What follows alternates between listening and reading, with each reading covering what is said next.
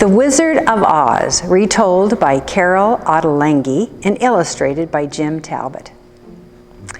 Long ago, a little girl named Dorothy lived on a farm in Kansas with her aunt, uncle, and dog, Toto. The family was poor and life on the farm was tough. "It is so gray here," Dorothy said one day. "I wish something exciting would happen." "Well," said her uncle, "you might get your wish. A mighty big storm's coming." Dorothy's aunt and uncle put her and Toto in the storm cellar for protection. Then they ran to save the farm animals. But Dorothy wanted to watch the storm. She snuck out of the storm cellar and crept back into the house. Suddenly, a tornado picked up the house with Dorothy in it.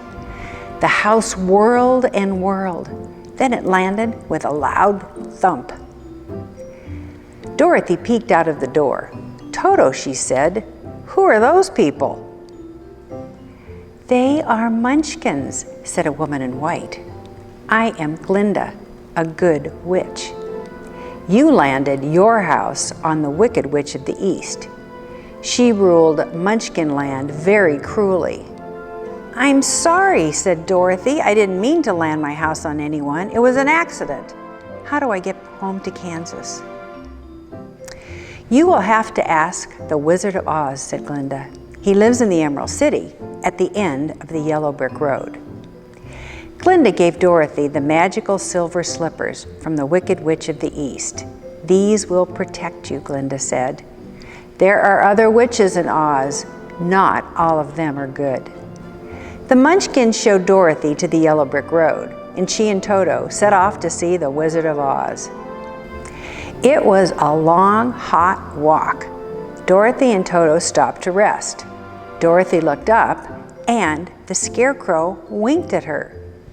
"Scarecrows don't wink," she said to Toto, "at least not in Kansas." "Where is Kansas?" asked the Scarecrow. "Are you going there now?" "Soon, I hope," said Dorothy. "Wait a minute, did you just say something?" "Maybe," said the Scarecrow. "I'm not sure." "How can you not be sure?" asked Dorothy. "I have no brain," said Scarecrow. Just before the farmer put it in, the Wicked Witch of the West scared him and he forgot. "Come with me," said Dorothy. "The Wizard of Oz might give you a brain." Dorothy and Scarecrow followed the yellow brick road. Toto ran ahead and discovered a man made out of tin. The Tin Man told them that what he had been a real man, but the Wicked Witch of the West had changed him into metal. He did not have a heart anymore. "Come with us," said Dorothy. "The Wizard of Oz might give you a heart." They came to a dark forest. Suddenly, a giant lion leapt out and grabbed Toto. Dorothy whacked the lion on its nose. "Ouch!" cried the lion. "I just wanted to scare him." "Only bullies scare smaller animals," said Dorothy. "You are a coward." "I was not always a coward," said the lion, "but the Wicked Witch of the West stole my courage." "If you behave yourself," said Dorothy, "you may come with us. The wizard might help you too." They walked until they could see the Emerald City. The Wicked Witch of the West knew that Dorothy was helping Scarecrow, Tin Man, and Lion, and she didn't like it. So she made Dorothy, Lion, and Toto fall fast asleep in a field. Scarecrow and Tin Man called out for help, and Glinda heard them. She woke up Dorothy, Lion, and Toto, and they raced across the field to the Emerald City. When they got there, the guard told them to go away, but Glinda the Good Witch told me to come and see the wizard, said Dorothy. The guard gave them special glasses and let them inside. The special glasses made everything look green. "It's so beautiful," said Dorothy. They walked through the streets until they reached the wizard's palace. A guard stood at the door. "Only Dorothy and Toto may see the Wizard of Oz," he said. Slowly, Dorothy opened the door and tiptoed up the long hall. A giant head sat by itself at the top of the stairs.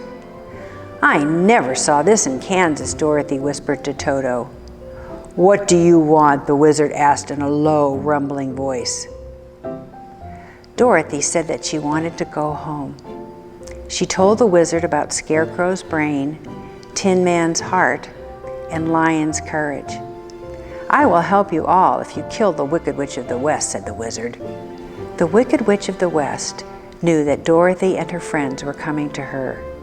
She ordered the flying monkeys to bring Dorothy and Toto to her castle. When they got there, the witch flew into a rage. "Those silver slippers protect you," cried the Wicked Witch, "so I can't hurt you or your little dog, but I can make you my servants. Scrub those stairs." The witch hoped that Dorothy would take off the silver slippers while she cleaned, but Dorothy didn't. Suddenly, Dorothy slipped on the wet stairs. Her bucket of water spilled, splashing on the witch. "Ah!" shrieked the Wicked Witch, "I'm melting." Dorothy ran back to the Wizard of Oz. There she discovered a secret.